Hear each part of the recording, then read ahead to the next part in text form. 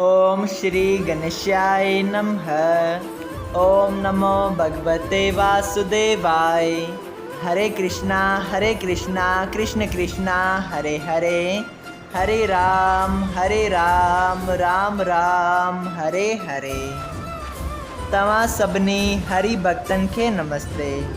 प्यारा भक्तों, ही कथा पाण गुरु कृपा से हासिल करे रहा आयूं।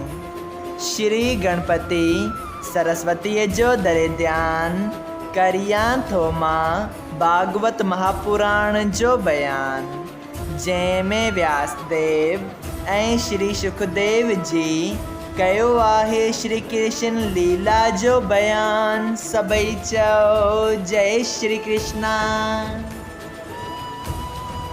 प्यारा भक्तों, कल कथा में पाण श्रीमद् भागवत महापुराण साहिब जे 10 स्कंद जे 74 अध्याय जे 2 भाग में ॾिठो त जॾहिं राजा युधिष्ठिर पुछे थो त सभिनि खां पहिरीं कंहिंजी पूजा थियणु घुरिजे, तॾहिं भगवान श्री कृष्ण जी पूजा सभिनी मञी। लेकिन उते शिशुपाल उथी भी भगवान श्री श्याम सुंदर के घणा ही दुर्वचन चवण लगो। अचो त अॼु पाण उन ही कथा के वधीक अॻिते वधाईंदे श्रीमद् भागवत महापुराण साहिब जे 10 स्कंद जे 74 अध्याय जो 4थों भाग शुरू करियूं। श्री सुखदेव जी चवन था, हे राजा शिशुपाल चवण लगो, मां परमेश्वर जो कसम खणी चवां थो त उन चवण करे मूंखे पंहिंजी पूजा कराइण जी मर्ज़ी कान्हे, पर जा ॻाल्हि सची हुई सा मूं तव्हांखे चई आहे। ॾिसो, जिते वेद व्यास, नारद मुनि, पराशर ऐं ॿिया वॾा रखेश्वर, श्री ब्रह्मा जी, श्री महादेव जी ऐं इंद्र ऐं ॿिया वॾा देवताऊं वेठा आहिनि, उते हिन श्री कृष्ण जी पूजा करण अहिड़ी आहे जहिड़ी हवन जी सामग्री कुते खे खणी खाराइजे। हरिओम शांति। राजा युधिष्ठिर जो श्याम सुंदर जी वॾाई करे थो, तंहिंजो इहो सबबु आहे जो हू पांडवनि मां पैदा न थियो आहे, पर कुंती पंहिंजे पतीअ खां सवाइ ॿिए जे बीरज मां युधिष्ठिर ऐं ॿियनि खे पैदा कयो आहे।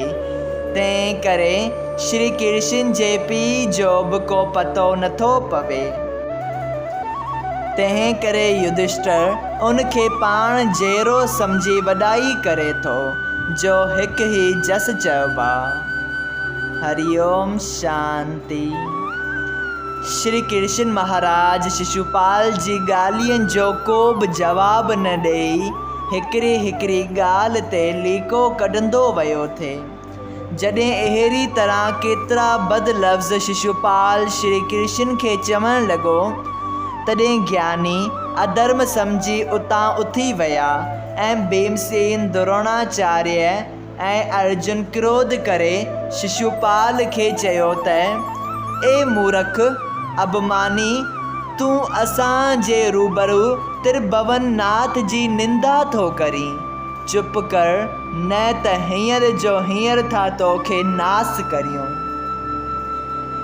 जॾहिं ईअं चई भीमसेन शिशुपाल खे मारण वास्ते डोरियो, तॾहिं शिशुपाल बि उन जे साम्हूं थी अहिड़ो ललकारियो ऐं गजण लॻो जो सभा वारा डिॼी विया। उन वक़्तु श्री कृष्ण सिंहासन तां लही अची भीमसेन ऐं ॿियनि खे सम्झायो त तव्हां मां को बि माण्हू शिशुपाल ते हथियार न हलाए ऐं न बुरे ॻाल्हाइण खां मना करे, जेके वणेसि सो भले चवे। ॾिसो त 7 खन में ही पाणे ही मारिजी वेंदो। जॾहिं वेंकटनाथ जे मना करण करे भीमसेन शिशुपाल खे न मारियो, तॾहिं राजा युधिष्ठिर सोच में भरिजी चयो त, शिशुपाल मुंहिंजी सभा में भॻवान खे केतिरो न बुरो ॻाल्हायो आहे, पर छा कजे, सिवाइ हुकुम त्रिभुवन पतीअ जे कुछ बि करे नथो सघिजे। अहिड़ी तरह शिशुपाल 101 कठोर वचन श्री कृष्ण खे चया ऐं युधिष्ठिर उन जे भगत खे बि घटि वधि ॻाल्हायो। तॾहिं वासुदेव नंदन क्रोध करे पूजा जी थालीअ खे पंहिंजे मंत्र सां सुदर्शन चक्र ठाहे शिशुपाल जो सर वढे छॾियो। सभई चयो जय श्री कृष्ण। प्यारा भक्तों, मरण वक़्तु संदसि वात मां हिकिड़ी जोत निकिरी पहिरियां ई आकाश में वञी वरी मोटी श्री कृष्ण वेंकटनाथ जे वात में समाइजी वेई। अहिड़ो चरित्र ॾिसी देवताउनि श्री कृष्ण ते फल फूल वसाया ऐं रखेश्वर उन जी स्तुति करण लॻा। ॿिया राजाऊं शिशुपाल जहिड़े अधर्मीअ जी मुक्ति ॾिसी अजब में पिया। एतिरी कथा ॿुधी राजा परीक्षित चयो, हे मुनिनाथ, श्री कृष्ण शिशुपाल खे अहिड़नि कठोर वचननि चवण सां नरक बदिरां मुक्ति छो ॾिनी ऐं 101 लीके कढण खां पोइ मारण जो कहिड़ो सबबु हो? सभई चयो जय श्री कृष्ण। श्री सुखदेव जी चयो त हे राजा, इहो हाल कुझु हिन तरह आहे त जय ऐं विजय संकादिक ऋषिअ जे श्राप ॾियण सां 3 दफ़ा संसार में जनम वरितो ऐं 3 दफ़ा परमेश्वर सां दुश्मनी करे मुक्ति पाती।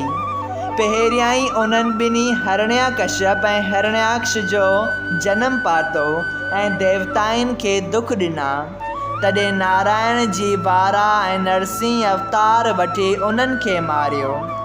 ॿिए दफ़े जॾहिं रावण ऐं कुंभकर्ण थी गायनि ऐं ब्राह्मणनि खे दुख ॾियण लॻा, तॾहिं वेंकटनाथ श्री रामचंद्र अवतार वठी उन्हनि ॿिन्हीअ खे मारियो।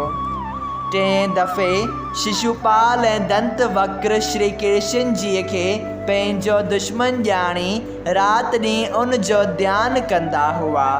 उन सबबु पार ब्रह्म परमेश्वर श्री कृष्ण श्राप जी मुदत पूरी थियण ते शिशुपाल ऐं दंत वक्र जो सर सुदर्शन चक्र सां काटे उन्हनि खे मुक्ति ॾिनी। सभई चयो जय श्री कृष्ण। प्यारा भक्तों, बाक़ी 101 लीकनि जी कथा पाण सुभाणे वधीक अॻिते जारी कंदासीं। इत श्रीमद् भागवत महापुराण साहिब जे 10 स्कंद जे 74 अध्याय जो 4थों भाग संपूर्ण थियो। अगरि तव्हां सभिनी हरि भक्तनि खे हिन कथा मां लाभ हासिल थियो हुजे त कृपया हिन कथा खे ॿियनि हरि भक्तनि सां शेयर कजो त उन्हनि जो बि भलो थिए ऐं तव्हांजो बि भलो थिए। सभई चयो जय सिया राम। राधे राधे।